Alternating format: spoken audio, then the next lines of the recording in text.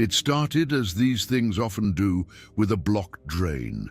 The tenants at 23 Cranley Gardens, Muswell Hill, had complained for days. The water in the sinks rising, carrying a strange odour that seemed to drift from one flat to the next. It wasn't sewage, not quite. It was something heavier, sweeter. On the evening of February 8, 1983, plumber Michael Catron lifted the drain cover behind the building. The smell hit him first. Not rot exactly, but the memory of it. Then he saw it, a grey, waxy lump tangled in the pipes. At first, he thought it was animal fat. Then he looked closer. He called the police. When officers knocked on the door of flat 23D, Dennis Nilsen answered, wearing a cardigan and glasses, calm as ever. The small living room smelled faintly of disinfectant and something metallic beneath it. On the walls hung framed photographs of strangers, smiling, neat, ordinary. He listened politely as they explained the problem. Then, after a pause, he said quietly, "You're looking for the rest of him, I suppose." Inside, everything was in order. Books stacked by height, a kettle whistling on the stove. The officers followed Nilsen into the kitchen. He opened a cupboard, pointed inside, and said almost apologetically, "There's more in the bag." One of them later wrote in his report, "He spoke as though he were discussing rubbish collection, not death." The contents of the drains, and of the flat, were enough to open one of the most haunting murder cases in British history. The man who stood before them wasn't a predator or a madman in the usual sense. He was something quieter, colder, a man who couldn't bear the sound of an empty room. As they led him away, he asked softly, "Can I have my tea first?" The detective nodded, and in that small, silent moment, London seemed to hold its breath. Long before London, there was the sea, cold, grey, endless. It pressed against the cliffs of Fraserburgh, the small fishing town where Dennis Nilsen was born in 1945. The wind there had no mercy. It carved the skin and hollowed the bones. Children learned early that the sea took what it wanted. Dennis was quiet from the start. His mother said he cried without sound, only wide-eyed and trembling. His father, a Norwegian soldier stationed in Britain, left soon after his birth. He never came back. The boy grew up surrounded by silence, his mother working, his grandparents strict and distant. He spent hours by the shoreline, watching boats vanish into the mist. The fisherman said he had the stare of someone already lost at sea. When he was 6, he saw his first dead body. His grandfather, the only man he trusted, had gone fishing and never returned. They brought him home wrapped in a net. Dennis was told to say goodbye. He looked at the old man's face, pale and calm, and felt not fear but peace. "He looked asleep," he later said. "I thought death was quiet. I liked that."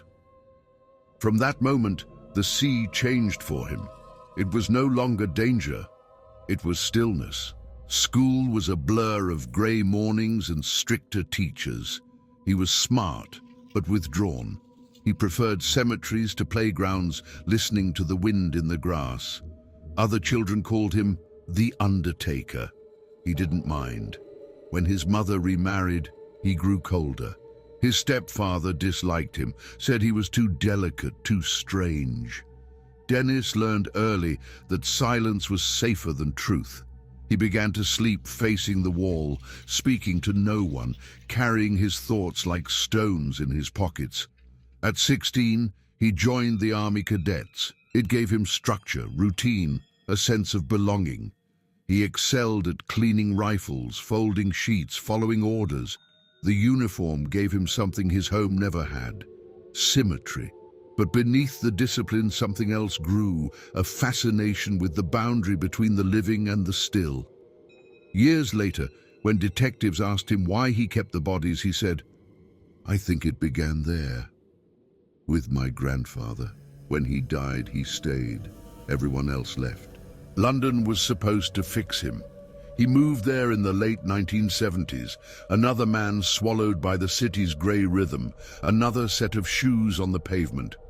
By day, he worked at the job centre, guiding strangers through paperwork and forms.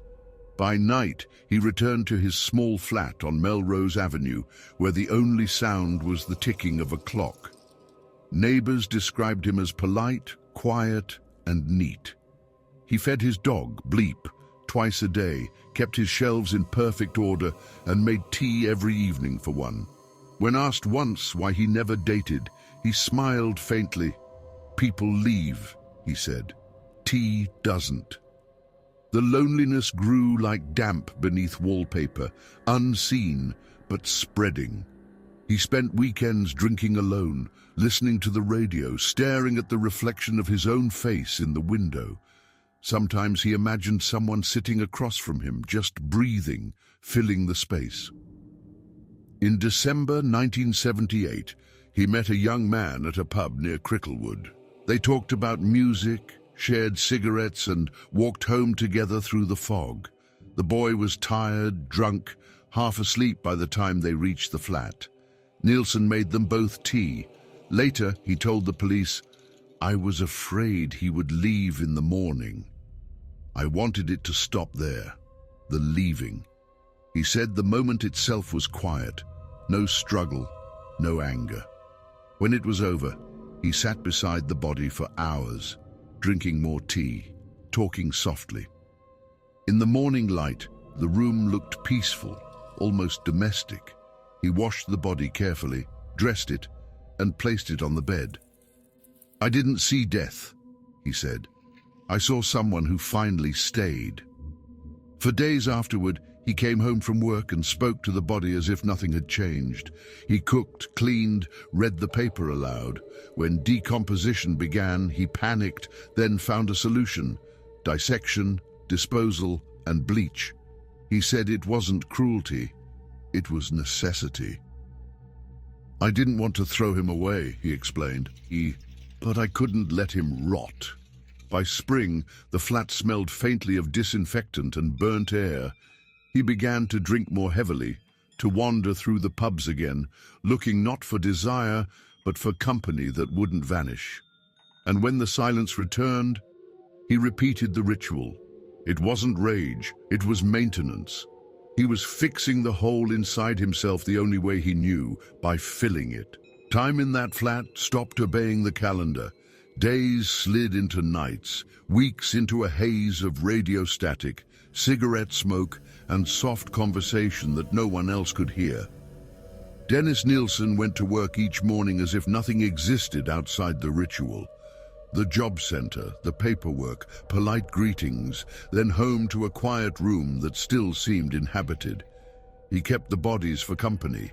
He spoke to them, washed them, placed them in armchairs. He cooked dinners and set 2 plates.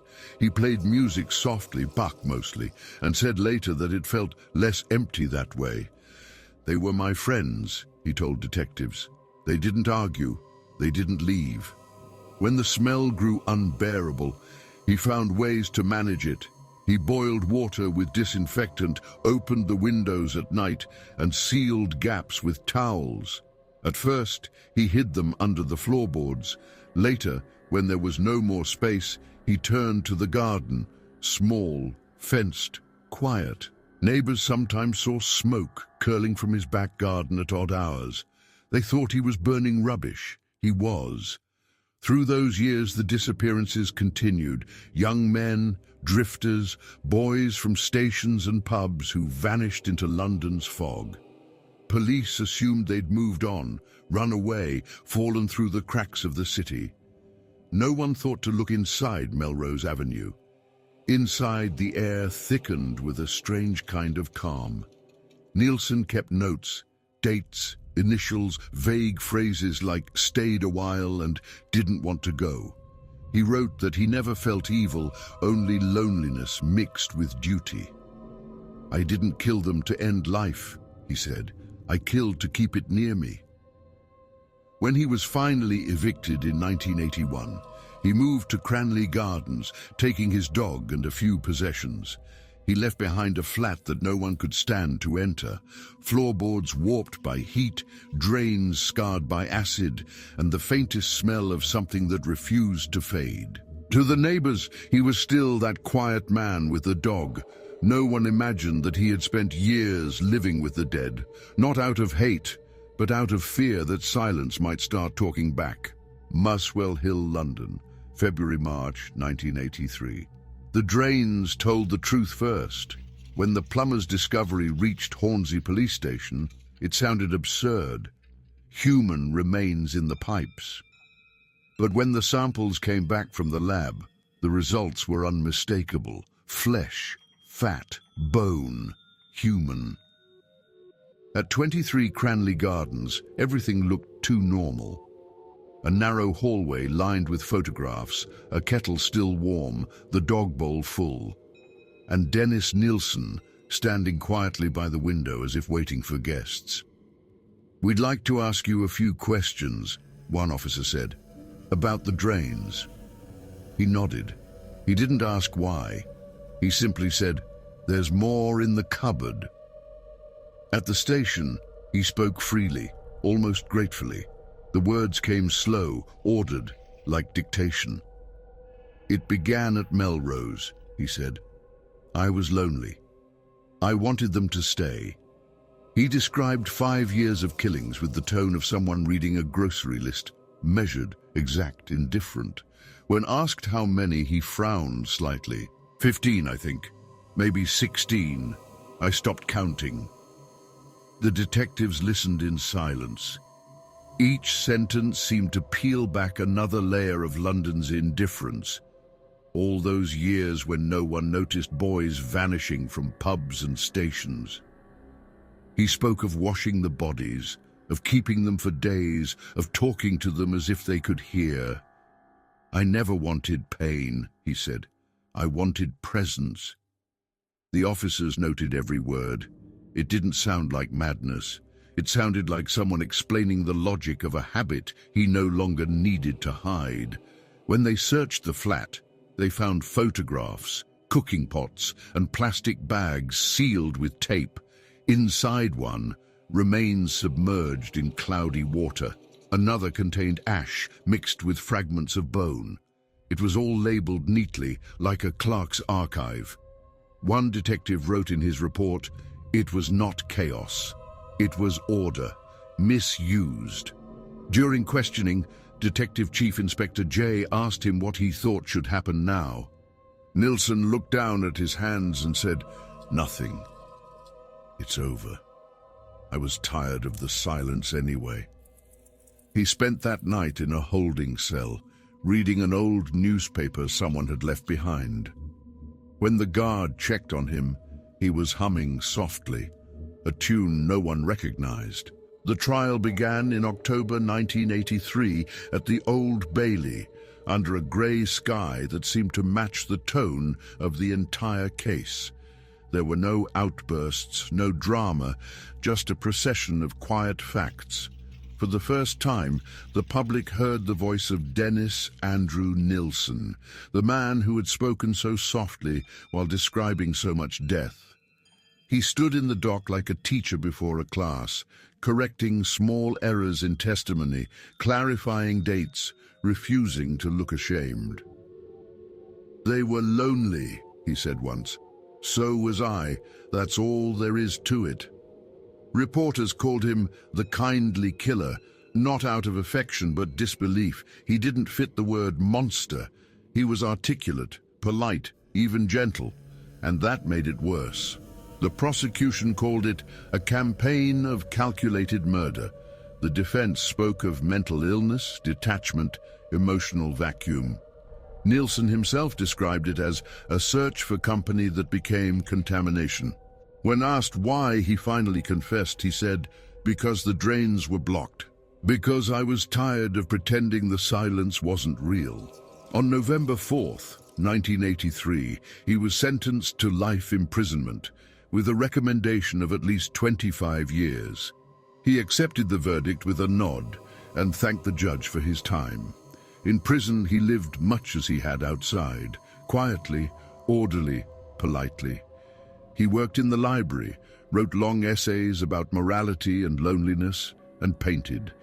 He refused interviews for years, then gave one saying, "I was not evil. I was empty." There's a difference, though it hardly matters now. The guards called him bookish. Other inmates avoided him, not out of fear, but out of something harder to name. In May 2018, at the age of 72, Dennis Nilsen died in his cell from a ruptured aneurysm. There was no one to claim his body. He was cremated quietly, without ceremony. The Home Office sealed his belongings, notebooks, letters, sketches, and stored them in an archive. One of his notes, written in small, careful script, read, "What I wanted was never love. It was company that didn't end." After his death, one of the detectives who had arrested him was interviewed. He said, "There are men who kill out of hate, and there are men who kill out of need." Nilsen was neither. He just couldn't stand being alone. And so ended the life of the kindly killer, a man who mistook stillness for peace, who believed that silence was companionship, and who taught London that sometimes the worst horror is not rage, but tenderness without a pulse.